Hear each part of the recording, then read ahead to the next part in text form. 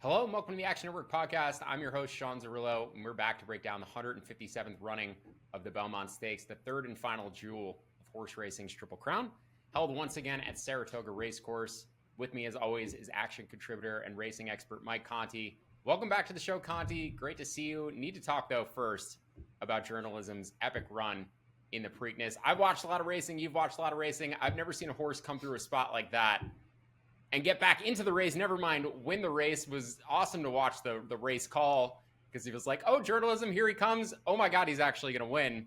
So if you pause the race at the point where journalism got crushed in traffic, and I said you could have a free bet, but you need to give me odds that you think are fair for journalism to win from this point of the race, where would you have set that line knowing all the horse racing you've watched in your life?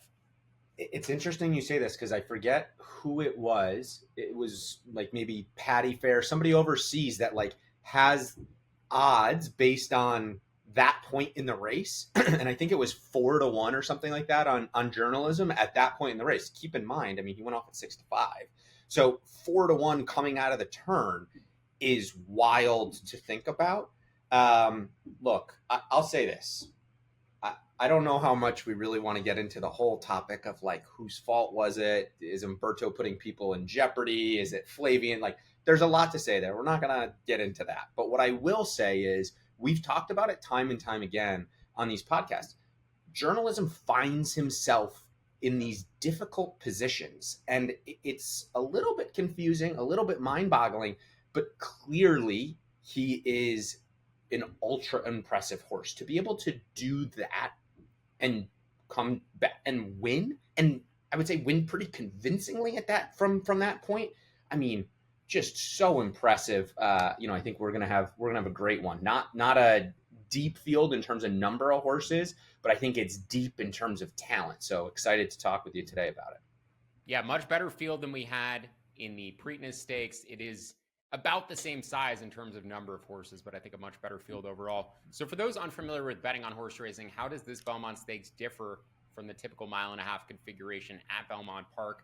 Unique surface at Belmont Park, Big Sandy. I think Saratoga plays a little bit more fair, more of a traditional surface that these horses are accustomed to. A lot of them train up there as well. So do you think this more traditional configuration, mile and a quarter, with more traditional racetrack, gives a horse like journalism a better chance at contending all three legs of the Triple Crown? Typically, I fade the horses who are competing in all three legs. Do you think this gives a journalism a better chance just because he doesn't have to run that extra quarter mile? I would agree with what you're saying, Sean. I don't know for journalism as though that it matters. I think that he's that talented of a horse. And so for him, wouldn't be as concerned if we were, running downstate or if we're running up here in Saratoga. But yes, I tend to agree with you. But I also think that, because of that, I think we get some other interesting horses in this spot that maybe if we were running at Belmont Park might not have been running in the actual Belmont, which I think makes it very interesting. Let's talk about the 157th running of the Belmont Stakes, race 13 on Saturday, 7:04 p.m. post time. As I said, going a mile and a quarter on the dirt in Saratoga. The Derby and Preakness winners going head-to-head in the Test of the Champion typically don't get the Derby and Preakness winners going head-to-head, or don't always get it, I should say. There is rain in the forecast on Saturday. Journalism, Sovereignty, Baeza all finished 1, 2, 3 at Churchill Downs in the rain. We'll get to our tosses in the moment. The number 4 Crudo, though, does have 2 wins over a wet track. So aside from those 4 horses, any horses you're considering moving up, considering the rain in the forecast? And then we'll get to the pace in the race in a second. So really more concerned about the weather and your analysis of the field. Yeah, I don't think that we're going to get enough weather, Sean. I'm up in Saratoga, so I've been tracking, for the last 2 weeks to see what it is. They're talking about scattered, showers throughout the day on Saturday. I'm not all that concerned. I don't think that there's going to be enough rain to have a muddy track like we did on Derby Day. So I'm not concerned about the weather for any of these horses, frankly. Let's discuss our horses to toss. We'll get through the pace of the race as we discuss these horses individually. We're not going to take these in post position order. We are going to start with horses that we're not planning on using in this race. And personally, for me, there's 3 I'm looking to toss. Both Pletcher entrants, the number 4 Uncaged, the number 5 Crudo, as well as the number 8 Heart of Honor. I would imagine Conti certainly agrees with the number 8, who we also tossed in the Preakness. He ran 5th with an 86 buyer, but as I said, this is a much tougher field than what he faced in the Preakness, and he is on short rest coming back just a few weeks later. The number 4 uncaged is the Mike Rapoli entrant. I think Rapoli just wants to compete and have a horse in here. He has won twice on a wet track, as I said, but a career best 84 buyer, and that was in his debut, ran a 79 in the mud. And then the number 5 Crudo won the Sir Barton Stakes on Preakness Day, but that was at odds of 15-1, and it didn't come back as a particularly fast race. Now he's stepping up against better competition 2 weeks later, and he's going to be vying with Rodriguez for the front in this field. Ran a career best 84 buyer in that Sir Barton. Don't think he's fast enough. As I said, the short rest as well. So the 4, the 5, the 8, all 3 of those horses are tosses for me. What are your view on those 3 and any other else you're considering including in your toss list for this weekend? Yeah, I mean, you mentioned Heart of Honor, all power to the horse, but, toss. There's nothing there for me to like. I agree with your stance on Rapoli with the 4 uncaged. Also somewhat of a late entrant into this, right? Wasn't originally going to be here, but decided with a shorter field, why not give it a try? Here's what I would say.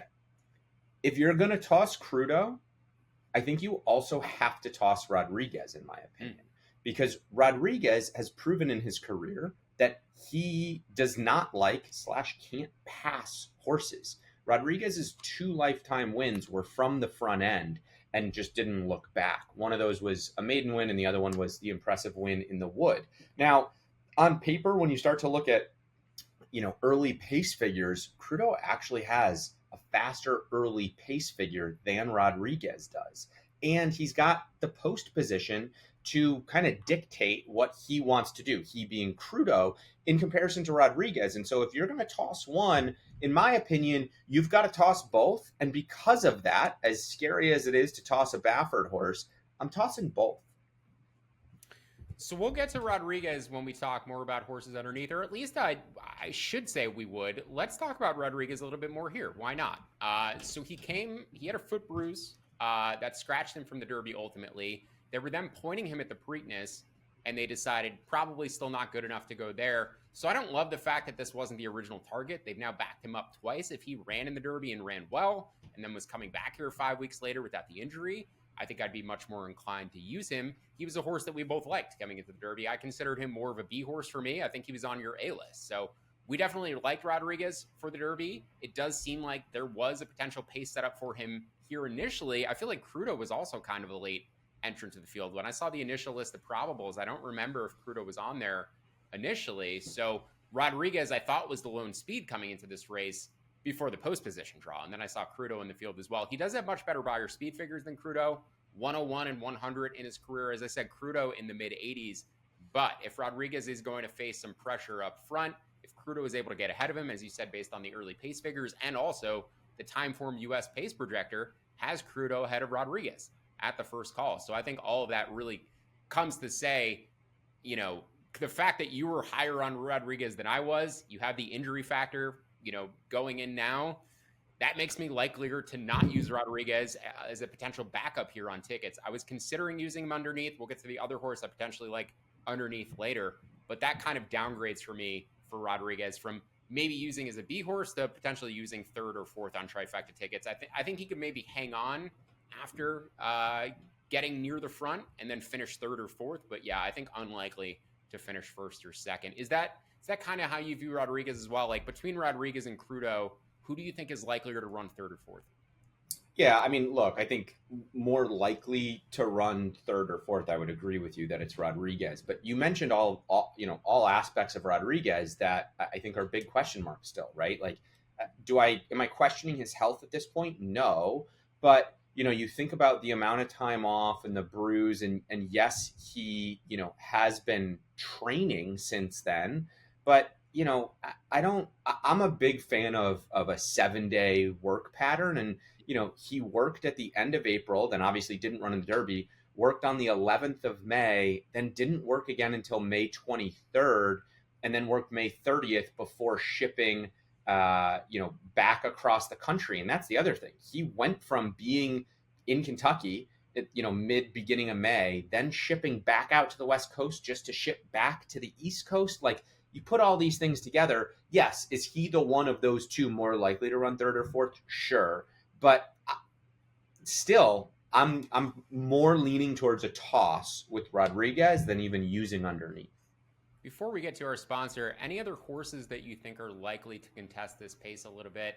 I think Baeza is going to be a little bit closer to the lead than he was in the Derby, but I don't think he's going to be a full send from the start. I think he'll be a little bit more tactical. Any horses besides the 3 and the 5 that you think are likely to send and actually try to get the lead, which may not be a part of their previous race history?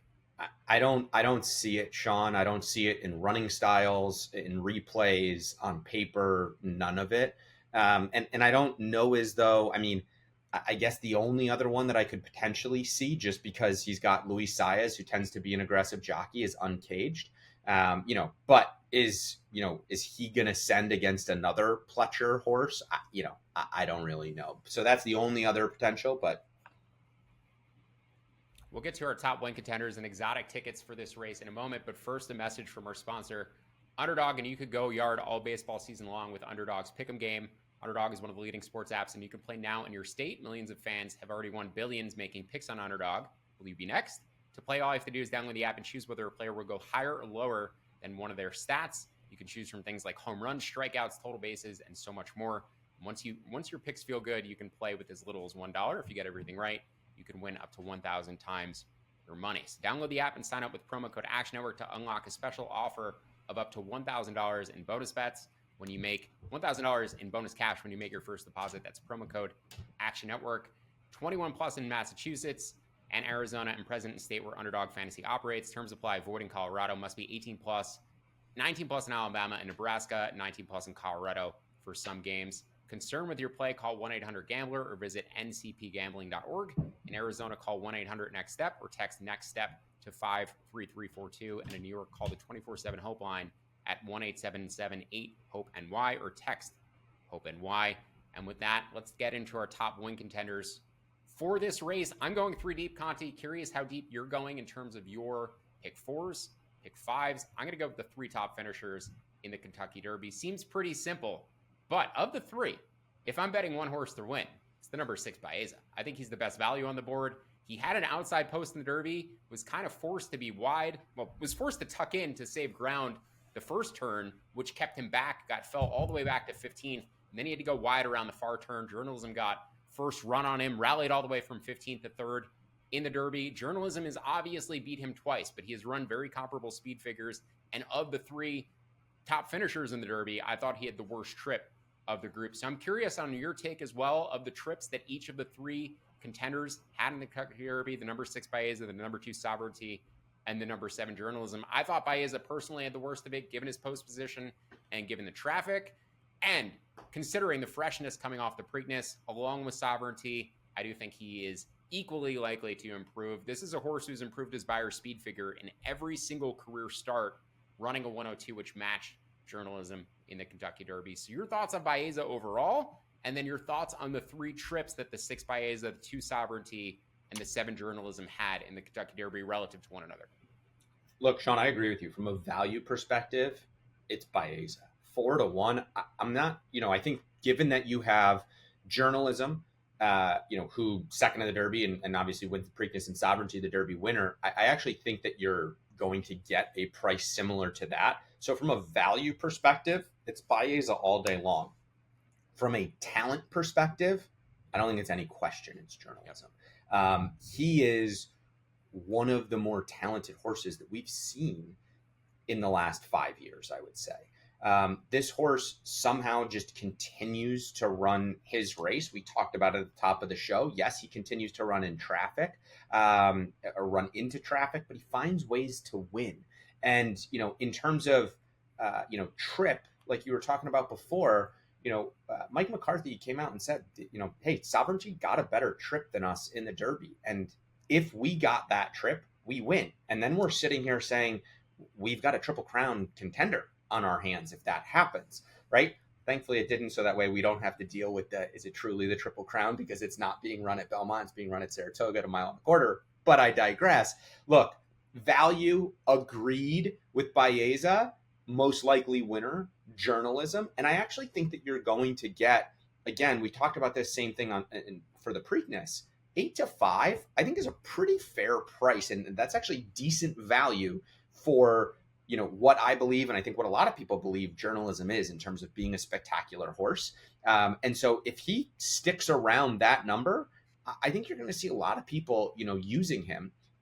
In terms of how I'm thinking about it from, A's and B's and multi-race wagers, honestly, I'll probably put journalism as a sole A, and then have Baeza and Sovereignty as B's. Maybe I bump Baeza up to an A. I do like that, not only did he close from obviously pretty far off, and he had to pass a significant number of horses and having the toughest trip in the Derby, but he's shown that he can be much more tactical. And I think, Flavian will put him in that tactical position. And, again, of the three horses that we're talking about, Sovereignty, Journalism, and Baeza is the most lightly raced. So I do think that he has the ability to continue to progress. Not to say that the other two can't, but it's much more likely, in my opinion, that he's able to continue to progress. My main knock on the number 2 Sovereignty is just the fact that I think his 2 best career races have both come at Churchill Downs. One is a 2-year-old, and then obviously the win in the Kentucky Derby. Not his 2 fastest races, but his 2 best career wins. Did run a 104 buyer in that Kentucky Derby. As I said, Journalism, Baeza both ran 102s. Journalism does have the best figure in the field, running a 108 in the San Felipe. Also had that 98 in the Preakness. He probably runs a 105 if he doesn't run into traffic trouble. I mean, he would have won by open lengths, the length of the stretch, right? Had he not run into trouble there, based on how he ended up finishing the race. Now, what are your thoughts on, besides what I mentioned with Sovereignty and his best races potentially coming at Churchill Downs, why do you think, despite beating Journalism, the public, or most handicappers, not even the public, most handicappers, I feel like, strongly prefer Journalism to Sovereignty? It's not even close. It seems like this is a potential budding rivalry. Sovereignty, though, going into the Derby, and now even going into the Belmont Stakes, even though he is the fresher horse, I feel like just does not get as much love from handicappers in general compared to Journalism. Is it because Journalism's run speed figures higher than 100 now 4 times, or is it just that Sovereignty is, kind of progressed a little bit slower, or is it just a pure talent thing? And, Journalism just seems like he has a higher ceiling overall. Yeah, I think it's the last bit there of just higher ceiling and the most talented. And I think, you hear, everybody who's watching Journalism in the mornings, and everybody is drooling over the way that he looks out on the track, and when he's schooling in the paddock, and when he's working out.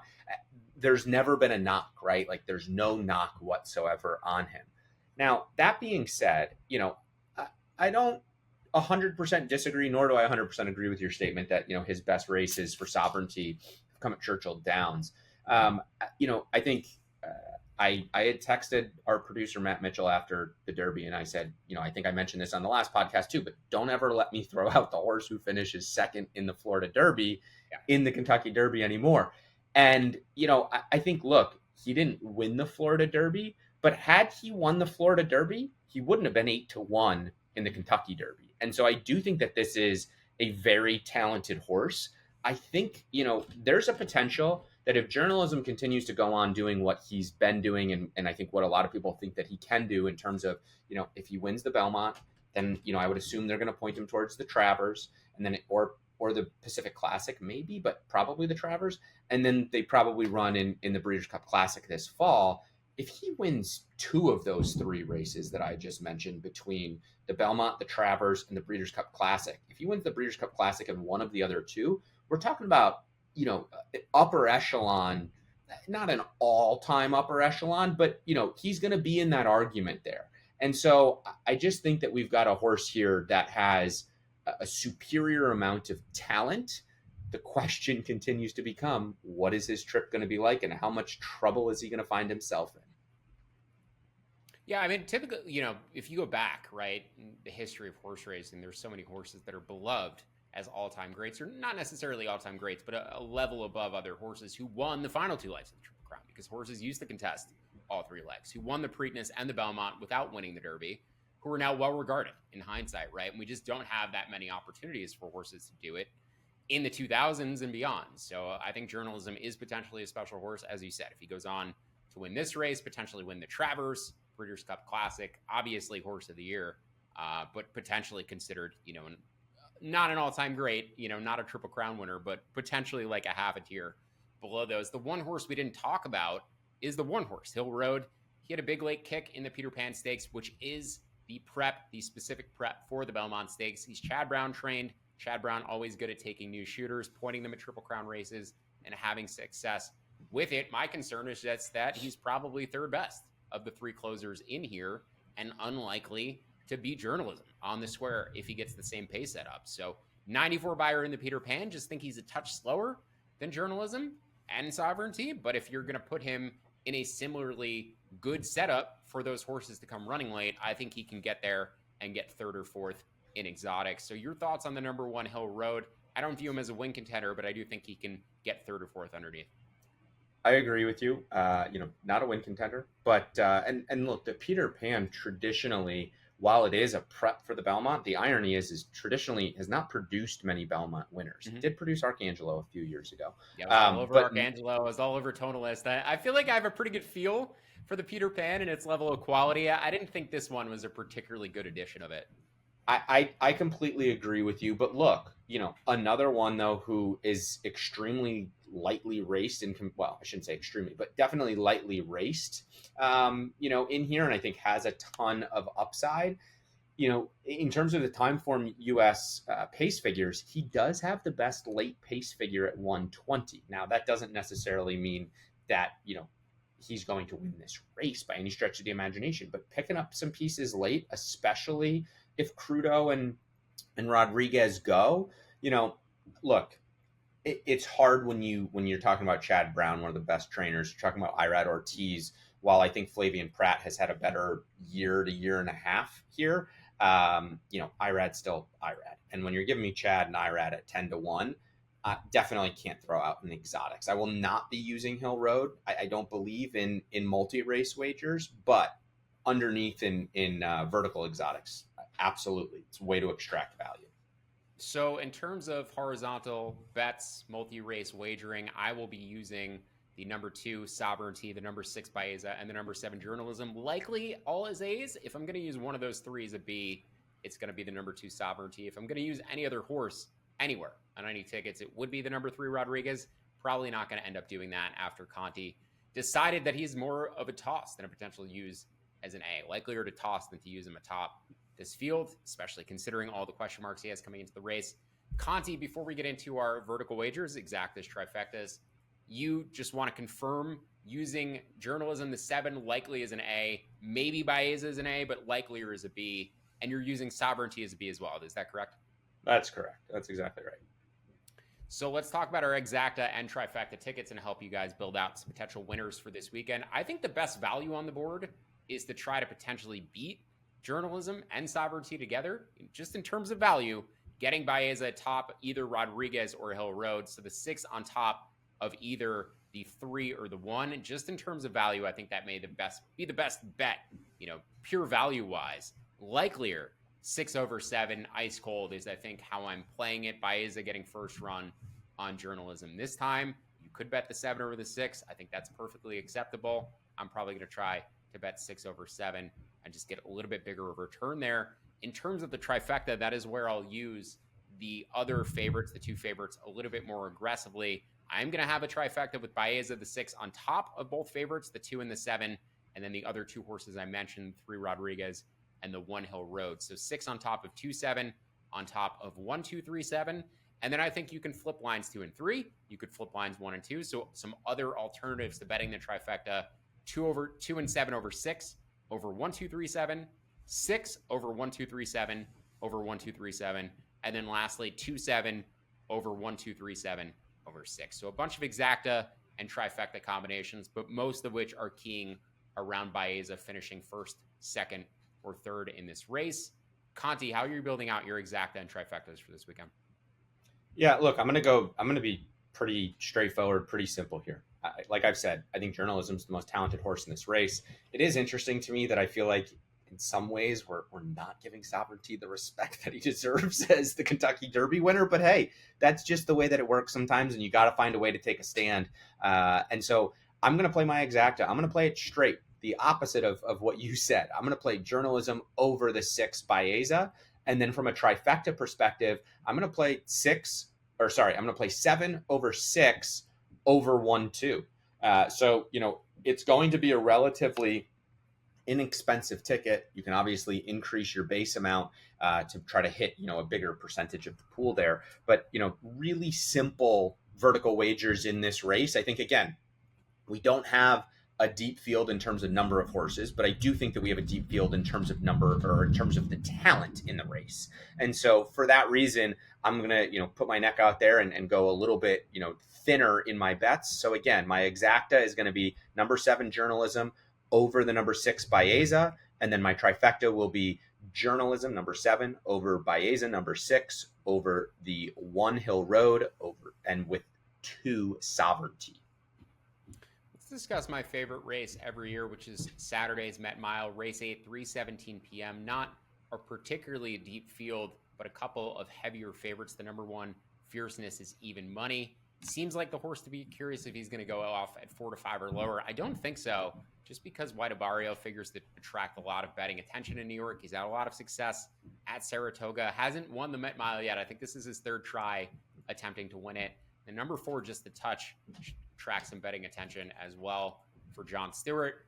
What are your thoughts on this race? Do you think Fierceness should be lower than even in money, closer to 4 to 5, 3 to 5? Do you think he runs away with this one? Any way you're interested in betting it. This is race 8, as I said, so it's not part of the late pick 5, but it is a very prestigious race. National Treasure, Cody's Wish, Flightline, Matoli, all recent winners. Matoli, one of my all-time favorite horses. I won a lot of money betting on that edition of the Met Mile. So any thoughts on how to bet this Met Mile, considering Fierceness is coming in at even money or lower? I think it's tough, right? I think if you're going to bet the Met Mile, the way to extract value, if you believe Fierceness is the most likely winner, is, play a pick 3 or find a way horizontally to get additional value. Because I'm not even sure vertically if you're going to be able to find value in this race. Fierceness to me is the most likely winner in here.